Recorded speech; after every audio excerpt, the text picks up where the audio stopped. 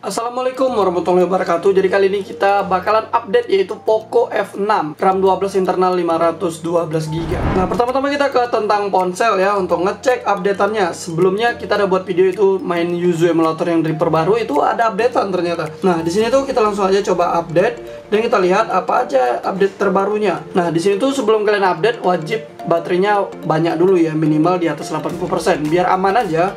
Sebenarnya di atas 50, di atas 60 pun juga oke, tapi biar aman aja. Di sini tuh namanya Xiaomi HyperOS yang versi 1.0.2, yang sebelumnya versi 1.0.1.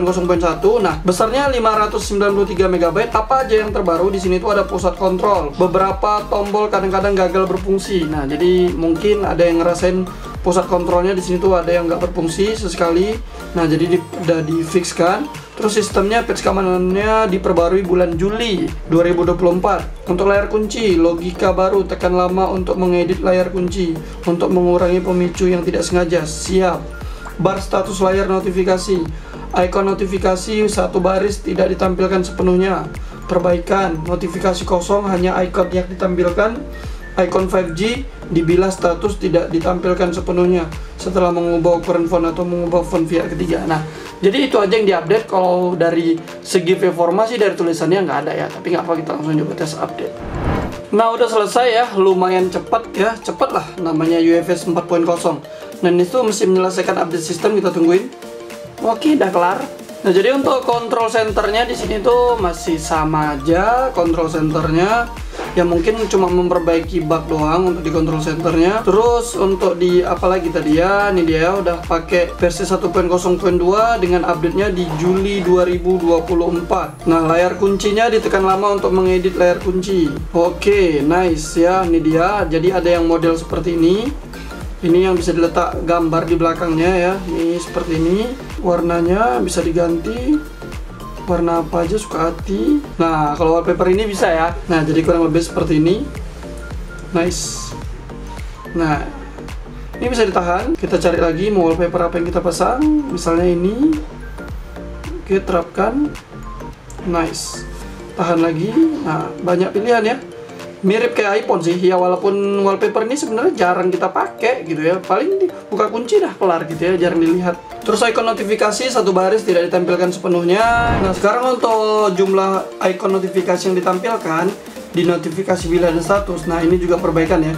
Dimana banyak banget yang sebelumnya komen yang katanya cuma satu atau aku kurang ngerti sih.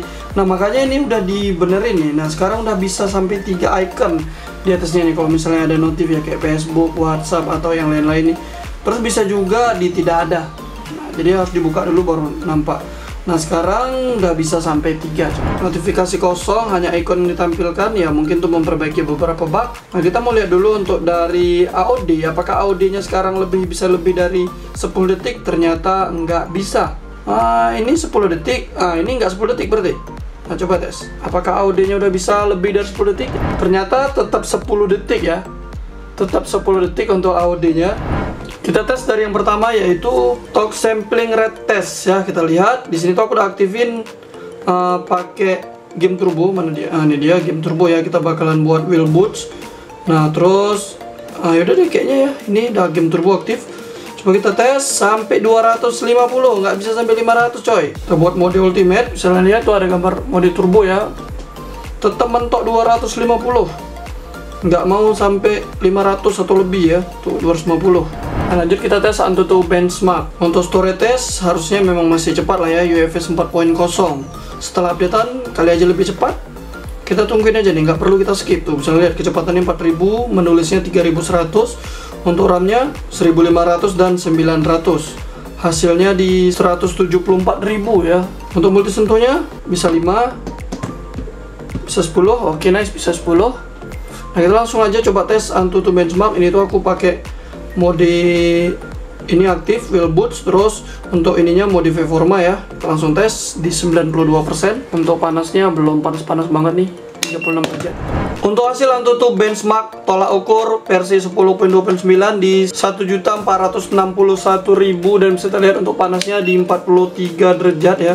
Ini baru aja selesai.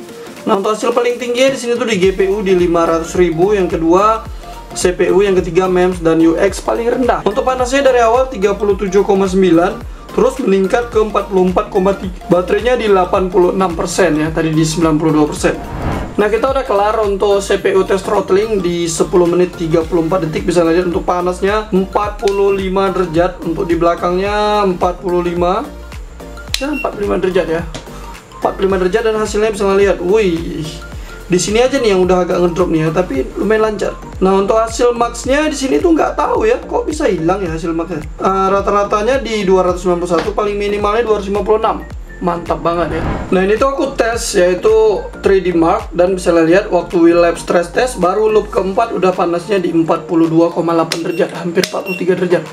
Nah, jadi ini tuh udah loop ke-14.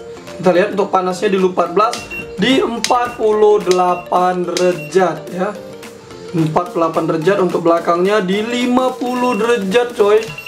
50 derajat, 51 derajat. Gila nggak tuh? Gila nggak tuh ya? Nah, jadi dia berhenti sendiri, mungkin karena panas kali ya. Ada tulisannya tadi, tapi nggak sempat aku record, dia langsung ketutup sendiri. Yaudah deh, aku pun juga ngeri coy ya, soalnya panas banget ya. Sampai 51 derajat loh cuma. Waduh, ngeri. Memang sih saat aku pakai handphone ini untuk main game apapun nggak pernah tembus sampai segitu. Karena si 3D Mark ini dia aplikasinya untuk ngetes, jadi dia bener-bener maksain banget ya. Makanya bisa tembus sampai 51 derajat. Tapi kalau untuk main game sih nggak pernah tembus sampai segitunya ya. Nah, kalau kita buka game seperti ini ya, aku buka Honor of King. Nah, untuk di game turbonya di sini tuh wheel boostnya masih ada. Terus untuk ininya percepatnya masih ada, dan yang lainnya nggak ada perbedaan. Proyeksi, screenshot, jangan ganggu, kontrol sentuhan, pelacakan gerakan ya. Jadi nggak ada nih ya. Jadi kurang lebih ya sama aja sih.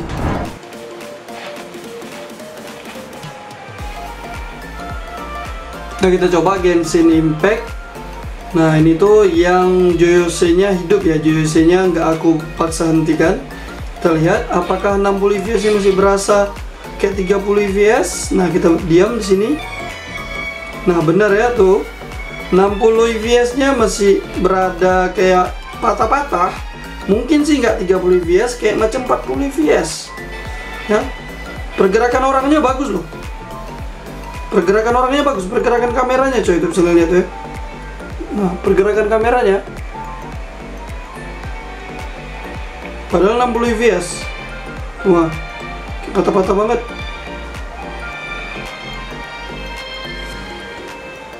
Kita coba paksa hentikan JoyOC di sini ya, buat aja JoyOC. Kalau misalnya nggak ketemu seperti ini, nggak ketemu, kita tekan ini, tampilkan hasil semua.